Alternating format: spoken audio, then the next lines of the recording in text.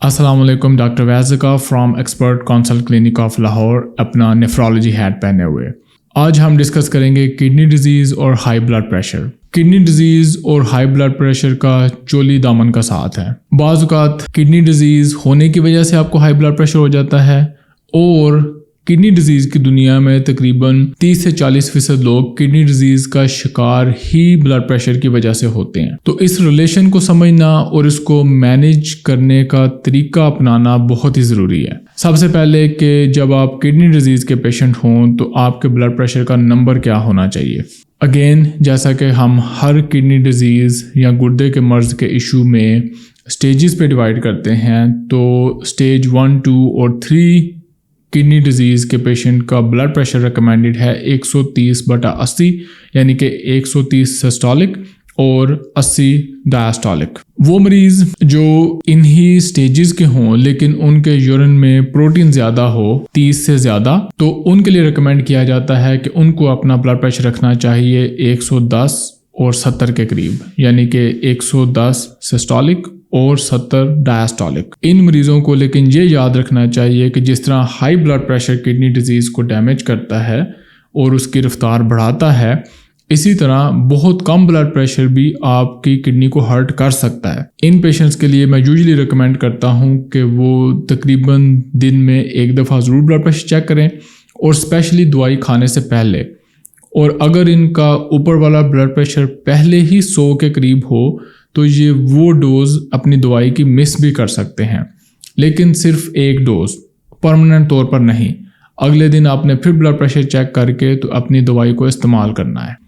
گردے کے مرض اور بلڈ پریشر کے سلسلے میں بزرگوں کا ذکر بھی بہت ضروری ہے، کیونکہ بزرگوں میں بلڈ پریشر اچانک کم ہونے کے چانس بہت زیادہ ہوتے ہیں، اس لیے ان کا بلڈ پریشر ٹارگٹ تھوڑا سا ڈیفرنٹ ہونا چاہیے، اور یہ ٹارگٹ یوزلی ڈٹرمن ہوتا ہے پیشنٹ اور ڈاکٹر کی آپس میں ڈسکشن کے ساتھ۔ تو اگر آپ بڑی ایج کے مریض ہیں اور گردے کے مرض میں مبتلا ہیں تو اپنے ڈاکٹر سے بڑی اچھی ڈسکشن کریں کہ آپ کے لیے کیا اچھا ٹارگٹ بلڈ پریشر ہے، کیونکہ ان کنٹرول بلڈ پریشر گردے کے مرض کی رفتار کو زیادہ کر سکتا ہے، اس لیے بلڈ پریشر کو کنٹرول کرنا گردے کے مریض کے لیے بہت ضروری ہے۔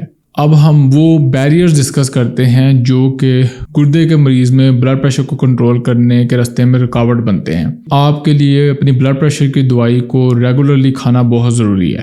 دوسری چیز ہے نمک کا استعمال۔ نمک کا استعمال ہم ڈائٹ والی ویڈیو میں ڈسکس کر چکے ہوئے ہیں۔ گردے کے مریض سٹیج 3 اور 4 کو اپنے نمک کا استعمال کم کرنا چاہیے، اور ریکمینڈڈ اماؤنٹ ہے تقریباً 4 گرام سے کم پورے دن میں۔ ویسٹرن کنٹریز میں شراب زیادہ پینے کی وجہ سے بلڈ پریشر پورلی کنٹرول رہتا ہے۔ ہمارے ملک میں یہ اتنا بڑا مسئلہ نہیں ہے، لیکن اگر آپ پھر بھی اس مرض میں لاحق ہوں تو اپنی ڈرنکنگ کو اوائڈ کرنے کی کوشش کریں۔ نیکسٹ ہے اسموکنگ کرنے کی وجہ سے بھی بلڈ پریشر کو کنٹرول کرنا مشکل ہو جاتا ہے۔ گردے کے مریض کے پیشنٹ میں بلڈ پریشر کے لیے جو بہترین ادویات ہیں وہ ہیں لسینوپرل یا لوسارٹن اور اس سے ملتے جلتے نمکیات، اور ایک پیشاب والی گولی جیسے کہ لیسکس یا ہائیڈروکلورothiazide۔ اگر آپ گردے کے مریض ہیں اور بلڈ پریشر میں مبتلا ہیں تو آپ نے اپنے ڈاکٹر سے ان 2 ادویات کے بارے میں ضرور پوچھنا ہے، کیونکہ ان ادویات سے نہ صرف آپ کا بلڈ پریشر بہتر رہتا ہے بلکہ یہ گردے کے مرض کو کنٹرول کرنے میں بھی ہیلپ کرتی ہیں۔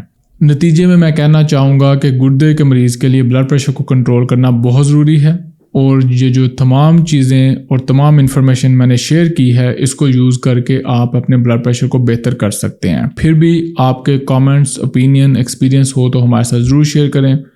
ملاقات ہوگی اگلی ویڈیو میں۔ ڈاکٹر ویزکا، اللہ حافظ۔